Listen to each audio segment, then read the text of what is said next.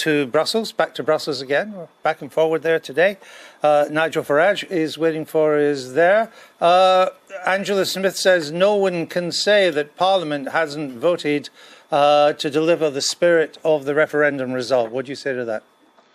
Utter nonsense. I mean, look, we voted to leave in a referendum when every leading proponent on both the Leave and Remain side said the consequence of voting Leave was to leave the European Union, the single market and the customs union. That could not have been clearer. We then had a general election. 85% of people voted for parties saying they would respect the result of the referendum. And we then had 500 MPs vote for Article 50 to say we leave on March the 29th at 11 p.m. UK time with or without a deal. And what we've seen is a country, a Leave voting country, that in many ways is more resolute in that view than it was back at the time of the referendum, and a Remain Parliament trying to frustrate it every inch of the way. Well, except that quite a lot of Brexiteers are voting against the May deal too. And if the Brexiteers weren't voting against it, it may actually get through. But the role of Parliament is interesting. And stick with us, Nigel Farage, because I just want to pay a bit of the Speaker Bercow has just made a statement almost in response to the Prime Minister's statement last night. Let's listen to this and then I'll get your reaction. None of you is a traitor. All of you are doing your best. This should not be, and I'm sure will not prove, to be a matter of any controversy whatsoever. Never miss an opportunity to insert yourself in the story. Nigel Farage, MPs are not traitors. Well, I've never used that word. Deceitful, dishonest, and many others. I've never got as far as I've never got as far as calling people traitors. Look, not only did those MPs vote for Article 50, and the terms of which were very, very clear, but we've also had a Prime Minister telling us over 100 times we are leaving on March the 29th. If we do not leave on March the 29th, it is a betrayal of the greatest democratic exercise in the history of this nation. And the problem here, of course, is the Prime Minister. Because there she is giving her speech to the nation, saying, I'm on your side, as if she's the one pushing Brexit. And Andrew, I get tired of hearing commentators talking about Mrs May's deal. It is not a deal. It is a treaty, a new, legally binding international treaty. We're leaving one treaty for another, and the one she wants us to sign up to is even worse than the one we're just leaving. So let's just leave with no deal, and believe you me. So should we just stay in then? Actually, I mean, if the only option's worse than the status quo, maybe we should just stay in and just regard the past 3 years as actually never How's happened. the march going, Nigel? oh, very well indeed. Have you got any more than 150 people? How many have you employed to go on your march? And by the way, Anna Soubry, you're the one that said you respected the result of the referendum. I do. That's why I voted to trigger Article 50. And now you've changed your mind. No, I haven't. And isn't it funny? It's funny how you don't listen. Let him finish and then I'll come back. It doesn't matter. He doesn't listen anyway. The People's Vote campaign, who said they were campaigning for a second referendum, have now today gone all out for revocation of Article 50. Well, I don't speak for the People's Vote campaign. I speak for me and I speak for my constituents, which you don't, because you keep on being failed to get elected into Parliament. You are the ultimate member of the political elite. Now, let's have less of your nonsense, because I can tell you about the rhetoric of likes of you, Mr Farage. New Labour lies. Alistair Campbell, well done. You probably should have been Labour from the very start. But I tell you what I am. Fascinating to see. Can I just say something? To see that the People's Vote now want a revocation of Article 50. And maybe, if there is a vote in Parliament to be had next week, why not give MPs the choice, revoke Article 50 or leave with no deal? Right, well, anyway, let's have an intelligent conversation. Well, that's an interesting choice, isn't it? That would be quite a, what do they call it, a binary choice. No, let's have enough of Mr Farage's nonsense and let's get into the real world. In the real world, people like me voted to trigger Article 50 to honour the referendum result. I have never actually cast a vote that anybody could say was trying to stop Brexit. And I'm tired of these lies, and I'm tired of this rhetoric. And I'll tell you one of the reasons why. Is because I'm tired of the abuse and the death threats that many of us receive, to the point whereby actually Mr Farage is succeeding in shutting people up. But the real matter is this. It's never been the case that Parliament, in my view, can stop Brexit. It is only the case that it has to go back to the British people, and they're entitled to have a say on Brexit, a say on Mrs May's deal. He's right, that's where we do agree it's not a deal. They are entitled to have that, and they're entitled to change their minds. All right, let me go back to... Many millions are now changing their minds. I need to bring Joanna Cherry in a minute, but before I do, Nigel Farage, I'll let you respond to that. Look, you know, I mean, it's perfectly clear Anna Soubry has broken her promise to her electors. Everything in public she said she's now going against. That's she not wants true. A second referendum. That's a lie. That campaign that she's associated with have now, as I say, gone out today, all out for the revocation of Article 50. If there is to be a parliamentary showdown, let's have it. Right. All right. Well, we're on the Prime Minister. No. I'm sorry. End up with me not being able to go to my home. This is not the Anna Soubry hour. Joanna Cherry. I would have thought, as a former Belgian Prime Minister, you would know that it was Field Marshal Haig in 1914 who saved the Belgian town of Ypres from German domination, who then went on in 1918 to lead Britain in its greatest ever military feat, defeating Imperial Germany on the Western Front. Far from mocking Haig, as a Belgian, he should be a great hero to you. But never mind, maybe that sums up your anti-Britishness. Sticking with Belgium, I thought what happened at the summit last week was a national humiliation, an impasse, because we have in Mrs May a Prime Minister who hasn't got the courage, who hasn't got the vision to carry out her many repeated promises, namely to take us out of the European Union this Friday, March the 29th. It is not happening, and we're witnessing a slow motion betrayal, perhaps the greatest betrayal of any democratic vote in the history of our nation. And the reason, of course, is this withdrawal treaty. And I'll go back to the First World War. We won the war, but we had the Treaty of Versailles. And this treaty is the modern day equivalent.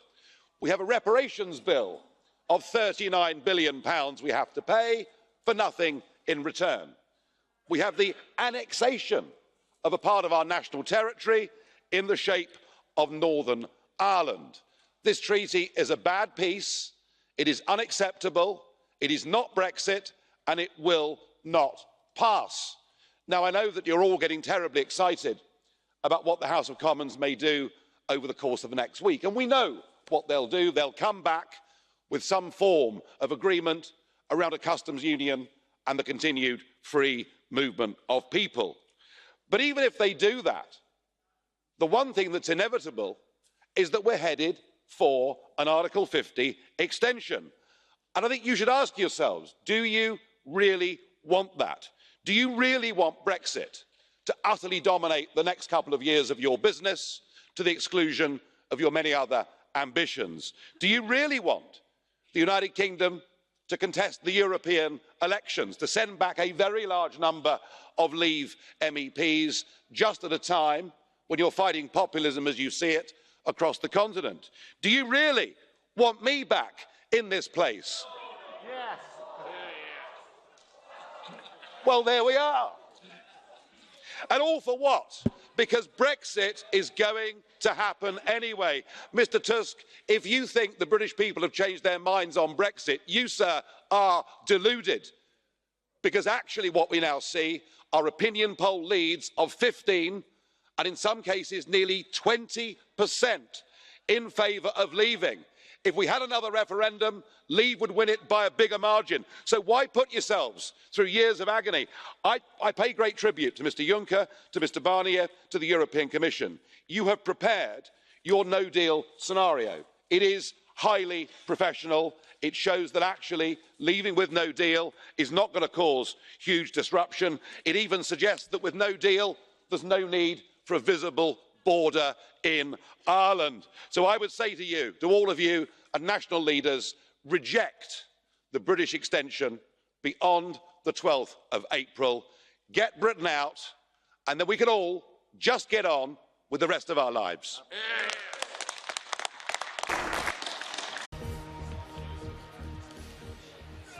Good evening from Westminster, where the Prime Minister has told Conservative MPs that she will leave Downing Street if they finally back her Brexit agreement. Her statement prompted Boris Johnson and others who've been extremely critical of the deal to say they will now come on board. The Prime Minister's deal could be brought back to the Commons by the end of this week. But tonight, Mrs May's parliamentary partners, the Democratic Unionists of Northern Ireland, said that they still could not support the deal.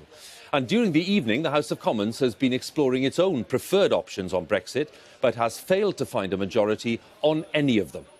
First tonight, our political editor, Laura Kuensberg, reports on Mrs May's offer. 5 o'clock. Hardly a Tory MP to be seen on the green benches, waiting for their leader, not knowing if she was ready to say she'd leave the black door for a final time. Hundreds of her MPs crammed into a room upstairs.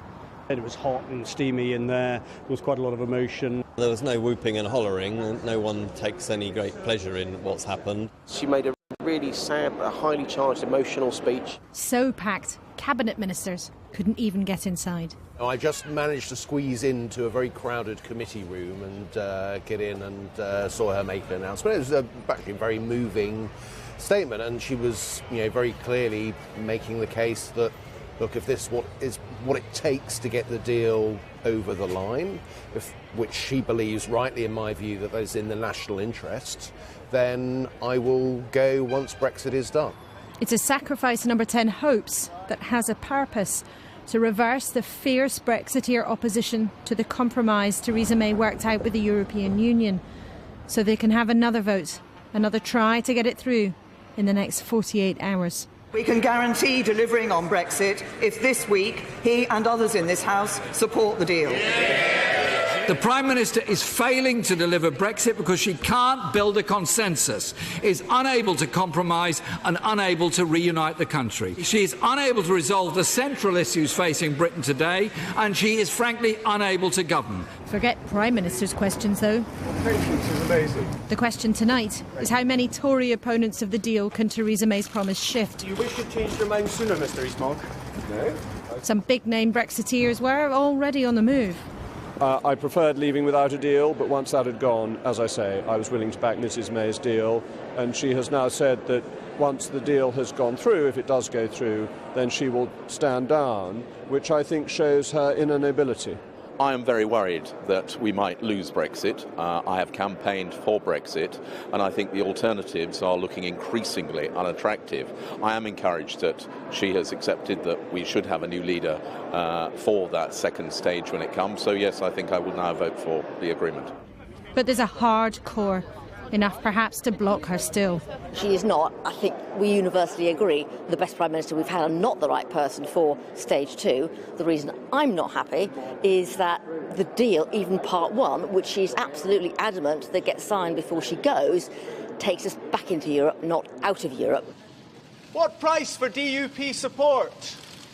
And it's almost impossible to imagine this deal getting over the line without the Prime Minister's allies she invited into Number 10 back in the summer of 2017.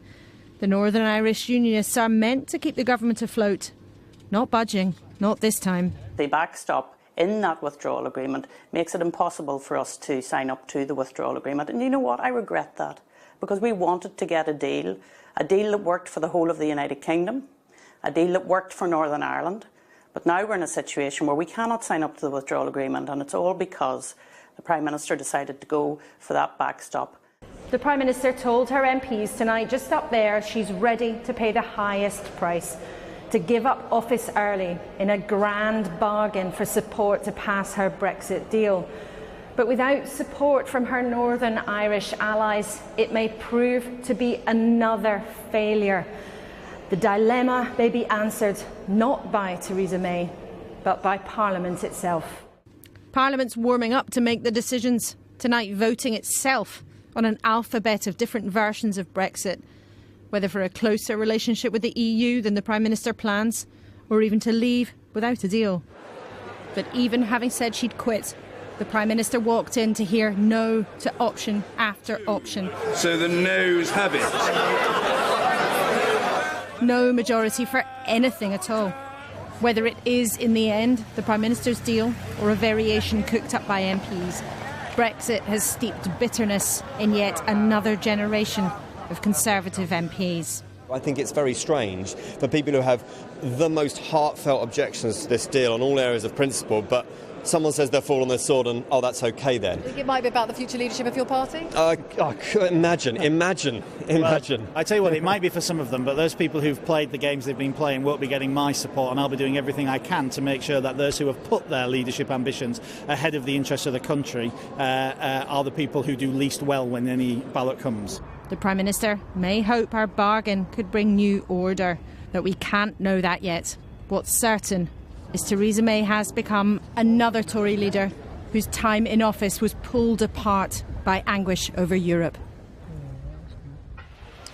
Well, lots of significant developments to talk about today. We'll talk to our Europe editor, Katya Adler, in Brussels in a moment. But first, let's have more from Laura, who's with me at Westminster. Let's talk about the Prime Minister's gesture, offer, whatever you want to call it. Is that going to do the trick in terms of her deal? Not as things stand, Hugh, particularly because the DUP, her Northern Irish allies, who she signed up with all those months ago in the wake of the general election, are not yet ready to come on board. They've been crystal clear about that. Now, never say never. It's not impossible that in the next 48 hours or in the coming weeks or even in the coming months, in the end, they might come round to a version of Theresa May's deal. But as things stand, it seems that this big gesture, the biggest weapon in any Prime Minister's armoury, seems to have fired a dud.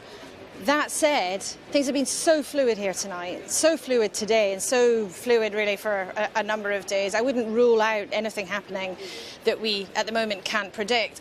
And in the last half hour, Parliament has showed itself still unable to agree on any better option. It's not surprising that there wasn't a majority for anything tonight, but the message that might send to some of people who are thinking about backing the Prime Minister but are reluctant to do so is, well, perhaps that might be the only thing that they would be able to get on board with. But, you know, if I were number 10 and I've been thinking this could be a genius last roll of the dice, so far it's a gamble that is not certain to pay off at all.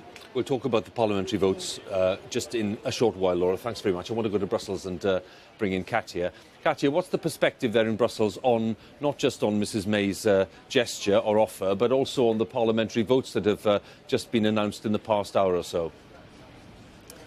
Well, look, Hugh, I think, like in the UK, the EU finds itself in a kind of agonising holding pattern now, waiting for something definitive to happen in Westminster. All of this waiting, the uncertainty affecting European businesses and European citizens.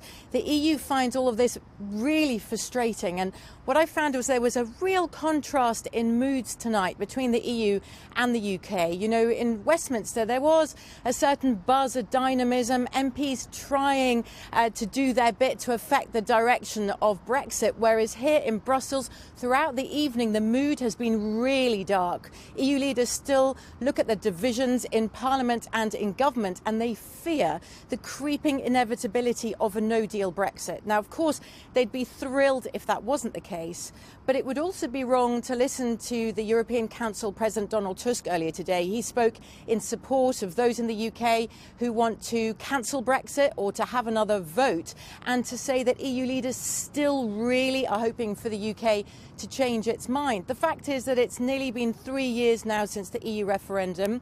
The EU has got used to the idea of Brexit. EU leaders are convinced that Brexit is going to be very damaging for the UK, at least in the short to medium term. So their focus now is not on the UK. It's on stopping that presumed damage from spreading. The word often used here is infecting the rest of the European Union. Katya, many thanks again. Katya Adler there for us in Brussels, and we'll be joined again by Laura in a short while. Well, as Laura was saying, Mrs May clearly hoping that her promise to leave office before the next stage of the Brexit negotiations will be enough to tempt a sufficient number of MPs to back her withdrawal agreement. But what is the detail of that plan, which has already been decisively rejected by MPs on 2 occasions, and how certain is it indeed that she will get that necessary support? This report from our Deputy Political Editor, John Pienaar, does contain some flashing images.